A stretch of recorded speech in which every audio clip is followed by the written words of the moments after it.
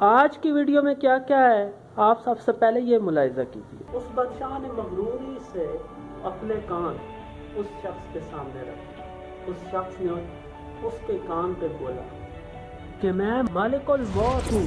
وضو کیا، نماز میں کھڑا ہوا اور جس وقت وہ سجدے میں گیا تو ملک الموت نے ان کی روح قبض کی اور وہ اللہ کے سپرد۔ آپ صلی اللہ علیہ وسلم سے یہ دریافت کیا گیا کہ وہ کون لوگ ہوں گے جن کو چونٹیوں بنایا جائے گا اور ان پہ لوگ اپنے پاؤں رکھ کر جائیں گے، تو آپ صلی اللہ علیہ وسلم نے فرمایا کہ یہ وہ لوگ ہیں۔ دنیا تو آپ بنا دیں گے کیونکہ آپ لائق اسٹوڈنٹ ہیں، کیونکہ آپ اچھا کما رہے ہیں، لیکن آپ اپنے سے نیچے والوں کی مدد کر کے اپنی آخرت کو بھی بنا سکتے ہیں۔ میں ہوں آصف جلال اور آپ دیکھ رہے ہیں آصف جلال اکیڈمی۔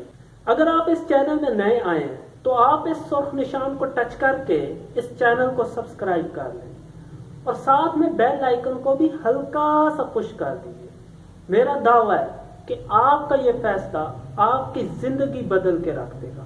پرانے زمانوں میں ایک بہت بھاری بادشاہ تھا۔ ایک دن اس نے چاہا کہ شان و شوکت سے نکلوں اور لوگوں پہ ڈراپ جاڑوں۔ اس نے تمام وزیروں، مشیروں اور وزراء کو بلایا، ان کو اچھے اچھے کپڑے پہنائے اور بہترین سے بہترین گھوڑوں میں ان کو سوار کیا۔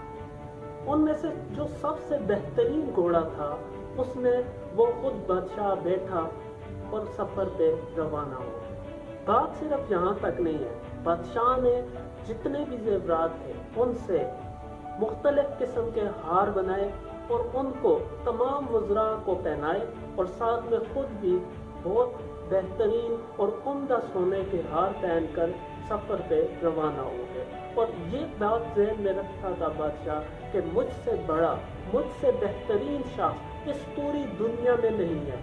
وہ بادشاہ اتنے مغرور ہو چکا تھا کہ اس نے کسی کی طرف دیکھا تک نہیں اور وہ اسی طرح سفر پہ جانا شروع ہو گیا۔ بادشاہ کے سفر کو خراب کرتے ہوئے اچانک سے ایک شخص آیا جس کے کپڑے پھٹے پرانے تھے، بال بکھرے ہوئے اور شکل بالکل مٹی اور گرد سے آلودہ تھی۔ وہ شخص بادشاہ کے گھوڑے کے سامنے آیا اور بادشاہ کو سلام، اور صرف سلام نہیں کیا، بادشاہ کے گھوڑے کے لگام کو پکڑ لیا اور کھڑا ہو کر بادشاہ کی آنکھوں میں آنکھیں ڈال دی۔ اب ایک طرف وہ بادشاہ جو اپنے آپ کو کچھ سمجھتا ہے اور دوسری طرف وہ شخص جو پھٹے پرانے کپڑے، بکھرے بال اور گرد آلود چہرہ ہے، اور دونوں ایک دوسرے کی آنکھوں میں آنکھیں ڈالے ہیں۔ بادشاہ غرور سے اس شخص کو کہتا ہے کہ تمہیں معلوم ہے کہ تم نے کس کے گھوڑے کو ہاتھ لگایا ہے؟ وہ شخص پھر بھی نہ بھاگ آیا۔ اس شخص نے اس گھوڑے کو پھر بھی پکڑی رکھا اور اس کے آنکھوں میں آنکھیں ڈالی رکھی۔ بادشاہ نے مغرور ہو کر اس سے پوچھا کہ بتا تمہیں کیا کام ہے؟ تم نے میرے عمدہ سفر میں آ کے بہت بڑی رکاوٹ ڈالی ہے۔ اس پھٹے پرانے کپڑے والے شخص نے بادشاہ سے کہا کہ مجھے تم سے ایک بات کہنی ہے اور یہ بات میں تمہیں کان پہ بتاؤں گا۔ اس بادشاہ نے مغروری سے اپنے کان اس شخص کے سامنے رکھے۔ اس شخص نے اس کے کان پہ بولا کہ میں مالک الموت ہوں۔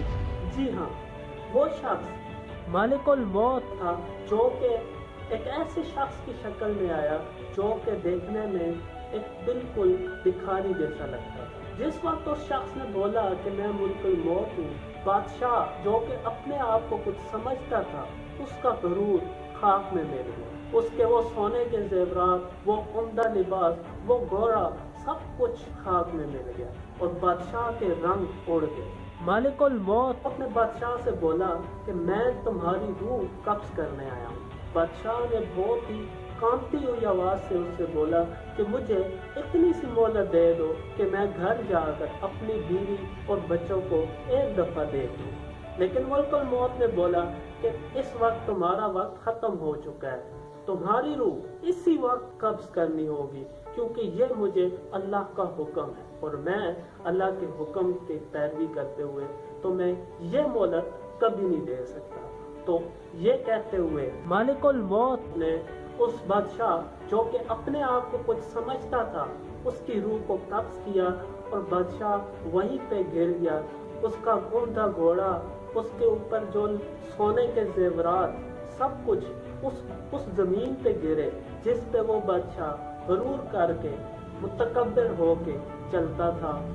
अब वही जमीन उसको अपने अंदर समो देगी। इसके बरक्स ये मुल्कुल मौत एक ऐसे शख्स के पास गया जो कि इबादत में हर वक्त मगन रहता, दिन के वक्त अल्लाह की मखलूक की खिदमत करता और रात को पूरी रात सजदों में गुजार देता, अल्लाह की इबादत में गुजार देता। जब मुल्कुल मौत इस शख्स के पास आया, इससे बोला कि मैं मुल्कुल मौत हूँ और मैं आपकी रूह कब्ज करने आया हूँ, तो उस शख्स ने मालिकुल मौत का बहुत शुक्रगुजार हुआ और उसको बोला कि आप बेशक मेरी रूह कब्ज कर लें। लेकिन इस मुल्कुल मौत ने उस शख्स को थोड़ी सी मोहलत दी ताकि वो अपनी कोई ख्वाहिश है तो पूरी कर ले।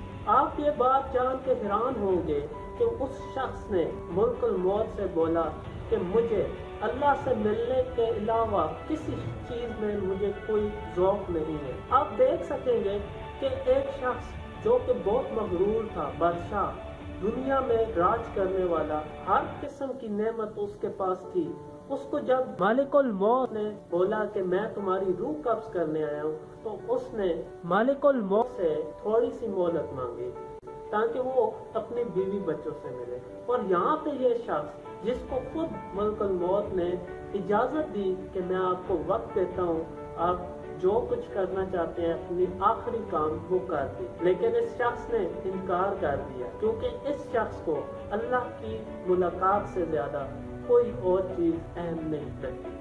सिर्फ बात यहाँ पे नहीं खत्म हुई। मुल्कुल मौत ने उस शख्स से पूछा कि आपकी रूह को मैं किस तरह कब्ज करूं, क्योंकि मुझे अल्लाह की तरफ से हुक्म है कि मैं आपसे ये दरियाफ्त करूं कि आप किस तरह से अपनी रूह कब्ज करवाना चाहेंगे। उस शख्स ने बोला, मैं वज़ू करता हूँ, जब मैं नमाज पढ़ रहा हूँ और सजदे में जाऊँ तो तब आपने मेरी रूह कब्ज कर लेंगे।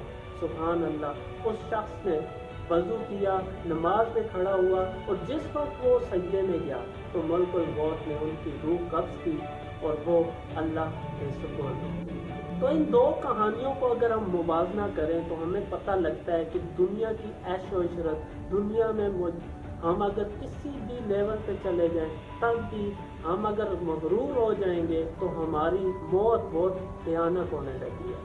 अगर हम आजिज़ और इबादत गुजार होंगे तो हमारी मौत एक अच्छी मौत होगी और अल्लाह ताला हमें पसंद फरमाएगा। बात सिर्फ मौत तक नहीं खत्म होती है। हुज़ूर अकरम सल्लल्लाहु अलैहि वसल्लम का इरशाद मुबारक है कि क़यामत के दिन कुछ लोगों को चींटियों की मान बनाया जाएगा और जिनको लोग अपने कदमों पे रौंदते चले जाएंगे। आप सल्लल्लाहु अलैहि वसल्लम से ये दरियाफ्त किया गया कि वो कौन लोग होंगे जिनको चींटियों बनाया जाएगा और उन पे लोग अपने पाँव रख कर जाएंगे। तो आप सल्लल्लाहु अलैहि वसल्लम ने फरमाया कि ये वो लोग हैं जो कि गरूर और तकब्बर किया करते थे। जी हाँ, शैतान का भी सिर्फ एक ही गुनाह था, वो था तकब्बर।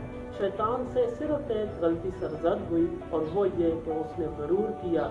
जब गरूर किया तो वो सजदा नहीं कर सका, जब सजदा नहीं किया तो वो अल्लाह की रहमत से दूर चले गए। इसलिए हमें हर वक्त गरूर से बचना चाहिए। एक तालिब-इल्म है, अगर वो अच्छे मार्क्स ले रहा है तो उसको मगरूर होकर उन बच्चों से तकब्बर नहीं करना चाहिए जो कि अच्छे मार्क्स नहीं ले रहे हैं या जो पढ़ने में कमज़ोर है। अगर आप एक लाइक स्टूडेंट हैं, आपके अच्छे मार्क्स आते हैं तो आप उन बच्चों की हेल्प कर सकते हैं, उन क्लास फेलोज की हेल्प कर सकते हैं जो कि अच्छे मार्क्स नहीं ले पाते हैं, जिनको मेहनत करने के बावजूद भी मुश्किल से पासिंग मार्क्स आ रहे होते हैं। आप अपनी आखिरत को बना सकते हैं अगर आप उनकी हेल्प करें, उनकी मदद करते हुए उनको भी अपने साथ ऊपर लेके आएं। अगर आप अच्छे पैसा कमा रहे हैं तो आप उन लोगों की मदद कर सकते हैं जिनको अच्छा पैसा बनाना नहीं आता। आप उनको कोई स्किल सिखाएं जो कि आपको भी आती है, जिससे आप अपनी आमदनी बना रहे हैं। आप उनको काम पे रखें और उनकी भी मदद करें, बजाय कि आप मगरूर होकर उनको हकीर जाने, उनको किसी काम का ना समझे, बल्कि उनकी मदद करें, उनको भी अपने साथ ऊपर लेकर आए, जिससे आपकी आखिरत बनेगी। दुनिया तो आप बना देंगे क्योंकि आप लाइक स्टूडेंट हैं, क्योंकि आप अच्छा कमा रहे हैं, तो आप दुनिया तो बना ही लेंगे, लेकिन आप اپنے سے نیچے والوں کی مدد کر کے اپنی آخرت کو بھی بنا سکتے ہیں۔ یہ تو ایک حل ہے تکبر کو دور کرنے کا۔ تکبر کو دور کرنے کے لیے حضور اکرم صلی اللہ علیہ وسلم کا بھی ایک بہت ہی زبردست ارشاد ہے، جو کہ ہے اگر آپ سلام میں پہل کر رہے ہیں تو آپ بھی تکبر سے بچ جائیں گے۔ ہم راستے میں چلتے ہوئے کتنے لوگوں سے ملاقات ہوتی ہے، لیکن ہم موبائل کی وجہ سے، موبائل کو استعمال کرنے کی وجہ سے، گپے لگانے سے ہم ان لوگوں کو سلام تک نہیں کرتے، اور یہاں پہ ہم اپنے تکبر کو ختم کرنے کا ایک اچھا موقع گوا بیٹھتے ہیں۔ بجائے کہ ہم موبائل یوز کریں اور اپنے ساتھ دوستوں سے گپے مارتے ہوئے نکل جائیں، ہمارے ساتھ جو بھی گزر رہا ہو ہم اس سے سلام میں پہل کر کے تکبر سے بچ سکیں۔ یہ حضور اکرم صلی اللہ علیہ وسلم کا ارشاد ہے، جو کہ ہمیں تکبر سے بچانے میں مدد کر سکتا ہے اگر ہم اس پہ عمل کریں۔ اللہ تعالیٰ مجھے اور آپ کو اس پہ عمل کرنے کی توفیق دے۔ اگلی ویڈیو میں ملاقات ہوگی، تب تک کے لیے آصف جلال کو دیجیے اجازت۔ اللہ حافظ، السلام علیکم۔